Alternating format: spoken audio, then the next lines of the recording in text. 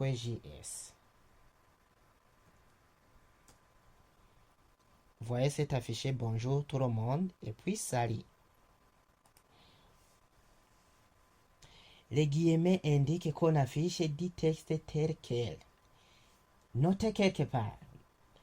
Notez quelque part si vous mettez des guillemets. Des guillemets, que ce soit des simples guillemets ou bien des doubles guillemets, vous mentionnez que vous voulez mettre du texte. Notez quelque part, je répète, si vous voulez afficher du texte, il faut le mettre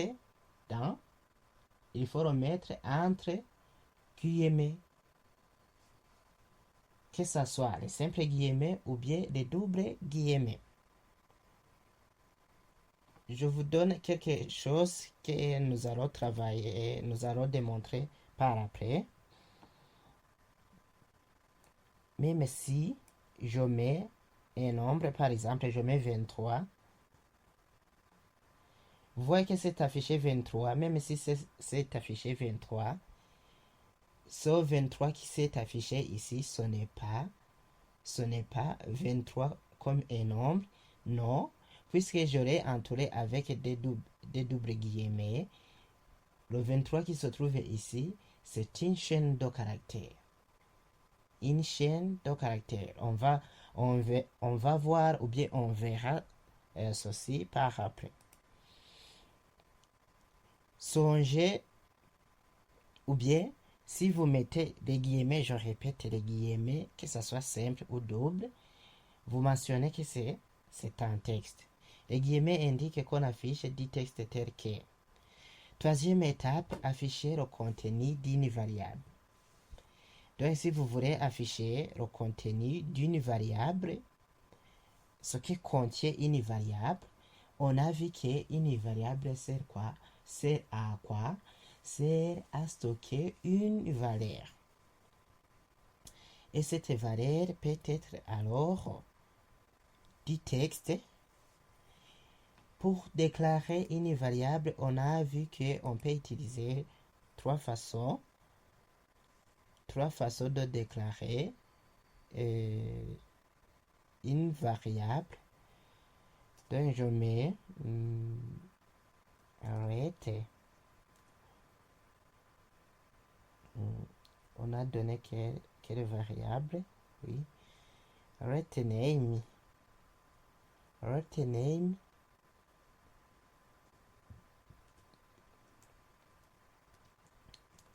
Et je mets Jean.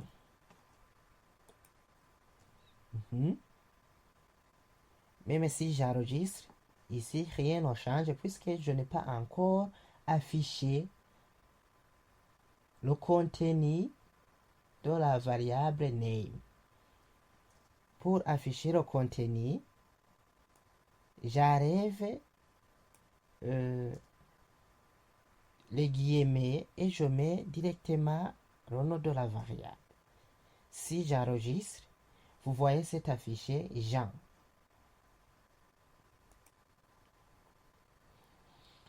Sans guillemets, JavaScript évalue la variable et affiche sa valeur.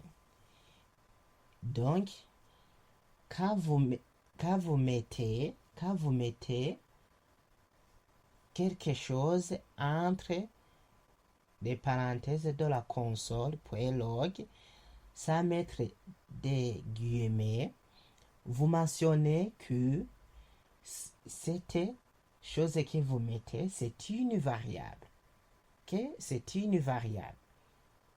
Supposons que vous mettez une variable qui n'existe pas. Par exemple, ici, name n'existe pas, que j'enregistre. Vous voyez, ici, il y a une erreur. Une erreur qui dit name is not defined. Donc, on n'a pas encore défini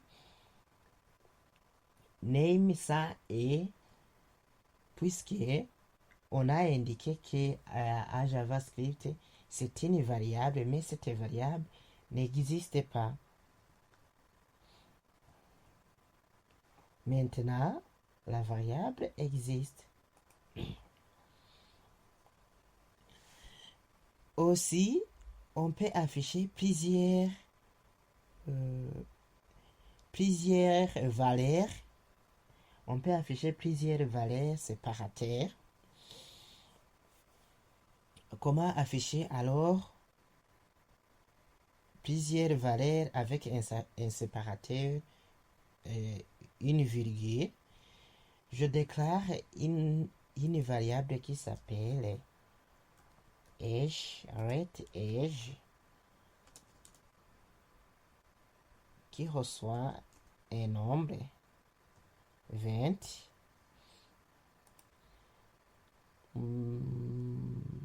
Non. Ok. Et je vais afficher alors, même si j'enregistre, vous voyez qu'ici rien ne change, mais je vais afficher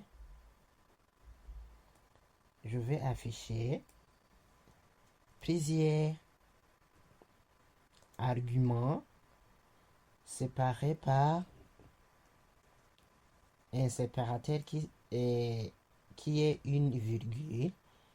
Non, le nom c'est ja. Je vais afficher ja. Pour afficher ja, tout d'abord je dois mettre une virgule et puis je mets le nom de la variable qui s'appelle name,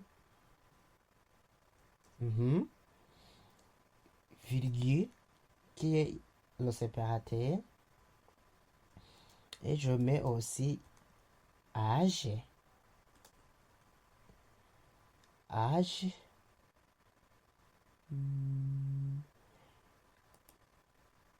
ici à l'extérieur je mets une virgule et puis je mets l'âge de cette personne, c'est 20, et puis j'enregistre. Vous voyez que c'est facile. On a affiché plusieurs arguments à l'aide d'un séparateur qui est une virgule. Donc, la virgule permet de passer plusieurs arguments. Ils sont séparés par un espace. La cinquième étape, c'est de faire ce qu'on appelle la concaténation ou bien gabarit template rows. C'est ce qu'on appelle, on va voir ça en back tickets. Donc, je vais faire la concaténation dans un premier temps et nous allons vite comprendre ce que c'est la concaténation. Je vais faire copier celui-ci puisque je vais faire la même chose et je vais remplacer les virgules par prise. Et puis ici, je mets un espace.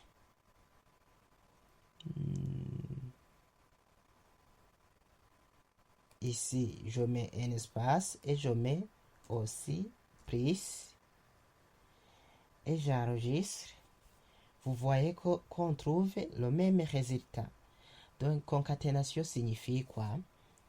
Donc, c'est mettre à côté une chose à côté de l'autre. Supposons, j'aime donner un exemple. Si vous voulez additionner les cahiers, est-ce que ça sera difficile? Ou bien si vous voulez additionner vos PC, est-ce que ça sera facile d'additionner les PC? Non, ça ne sera pas facile. Donc, pour additionner les PC, vous prenez un PC de quelqu'un et puis vous prenez un PC d'une autre personne, vous le rangez à côté de l'autre. Je peux faire allusion à cette métaphore, même si ce n'est pas vrai. Concaténation, c'est mettre quelque chose à côté de l'autre. C'est ce qu'on appelle concaténation. Si ici j'avais enlevé les espaces, qu'est-ce qu'on aura pu trouver? ça sera collé. Vous voyez que le 2 points avec Jean, c'est collé. Le 2 points avec 20, c'est collé. Si j'aurais fait comme je l'ai fait ici, ça sera collé.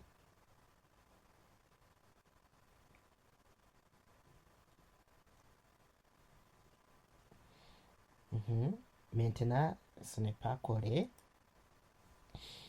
Il y a ce qu'on appelle aussi il y a ce qu'on appelle le back tickets. Je vais faire coller le même résultat, mais ici, qu'est-ce que je dois mettre? Vous allez vite comprendre.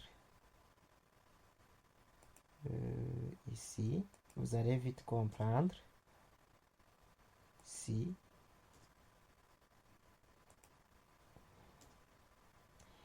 ici, vous êtes censé de mettre ce qu'on appelle les back tickets. Ce n'est pas une apostrophe. Ce sont les deux signes. Si vous utilisez votre PC avec le clavier QWERTY, comme moi, et vous allez voir en haut de la touche étabulation, il y a un caractère qui semble être une apostrophe, mais ce n'est pas une apostrophe réelle. Vous allez encadrer tout ce qui se trouve à l'intérieur, enlever les virgules que vous avez mis.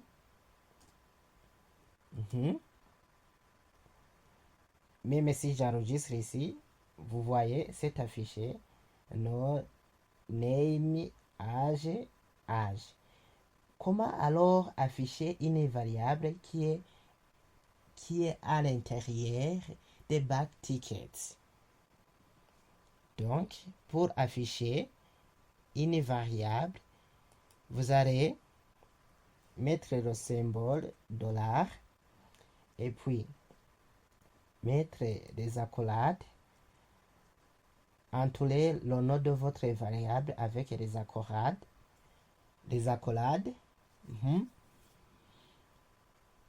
C'est la même chose que H.